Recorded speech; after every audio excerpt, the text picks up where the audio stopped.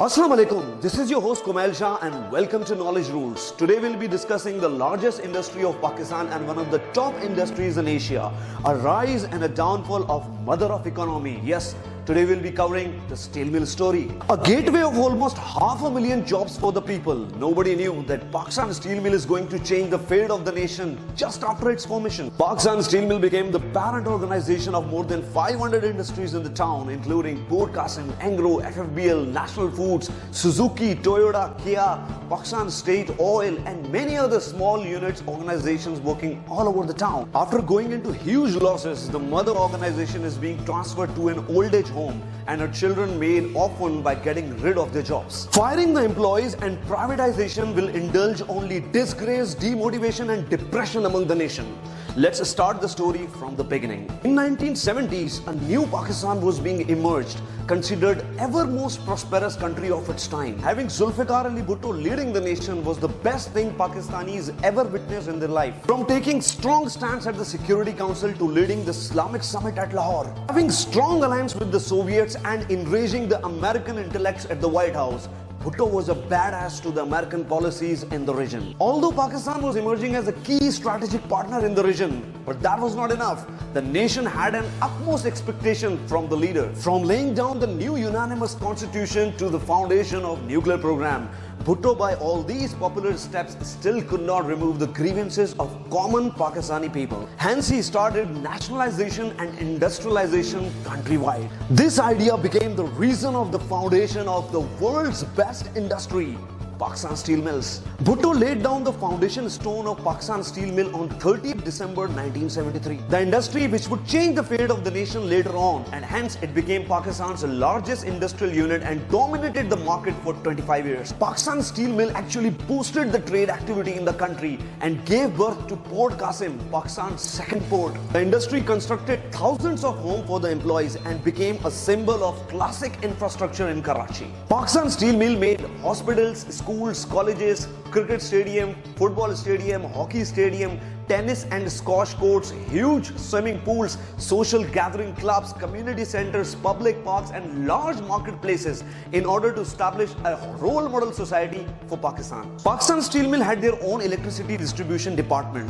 They had their own water storage and filter plant and a standard security system inspired by the armed forces. Every youngster had a wish to join this prestigious organization at that time, which would take care of every aspect of their life. And it actually happened. The organization well catered its employees along with the families during the period of its rise. But nowadays, everything has been ruined. Let's discuss the collapse of the industry in detail. The decline of Pakistan Steel Mills was echoed in 1980s as we entered the Cold War, supporting the American interest and standing against Soviet Union, our ally in the region. We chose a friend, America, who wanted us to survive over funds and aid, instead of an ally, Soviet Union, who wanted us to stand on our own feet through industrialization and nationalization. In 1980s, Pakistan Steel Mill became victim to war politics and war economy by dictatorship. In early 90s, Pakistan Steel Mill became prey to the worst corruption and over-recruitment by political regimes. This worked for the corrupt politicians and the politicians who had their own steel mills and interests in the downfall of Pakistan Steel Mills. This process of defamation,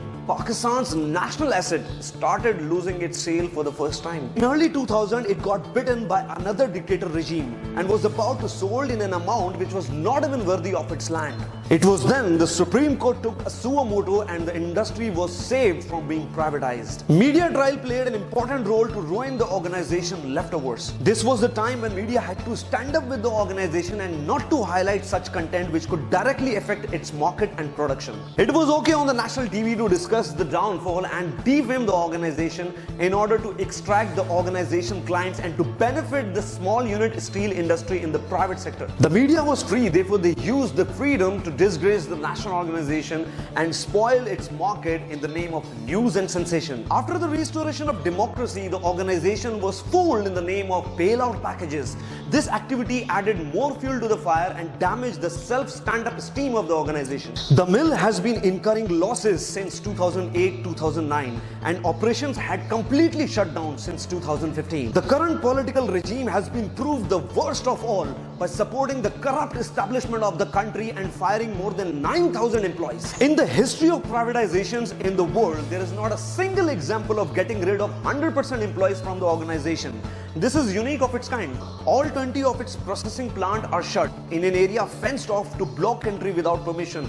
5,000 tons of rusted metal sits untouched, or it seems to be made when the plants were running. The organization is still not able to stand up on its feet.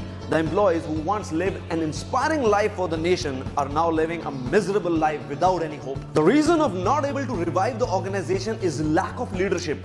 We haven't seen any leader yet so far to take up the issue and solve it like a class. Fake promises, loose hopes and bullshit speeches are the only ingredients to cook the steel mill vote bank in the region. The salaries of employees are truly a burden over the poor taxpayers. The employees are aware of this fact and they believe that this amount could have gone towards other development programs. They don't want forced retirements. Actually, they demand the rapid revival of Pakistan steel mills. The employees voted and elected the current political regime as their representative in the industry, and in return they got rid of their jobs. I believe that Pakistani people are fighters and can come back from any situation. They have the capability to revive this industry. Pakistanis are always unexpected and unpredictable. They can do miracles if they become determined. It will be a new beginning and we can again prove to the world that Pakistanis can come back from any situation. Besides taking down the jets of the enemies and giving them a surprise, we as a nation should also learn to lift our own organization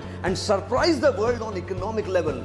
Always remember that an economic state is more powerful than a nuclear state. We cannot every time lose our national assets one by one just because of corrupt politicians and corrupt establishment. Privatization can be good, but privatization of national assets like Pakistan Steel Mill will always prove to be a disaster for the country. May Allah help us to bring an industrial revolution in Pakistan. That was the Steel Mill story. This is your host Kumail Shah signing off from Knowledge Rules.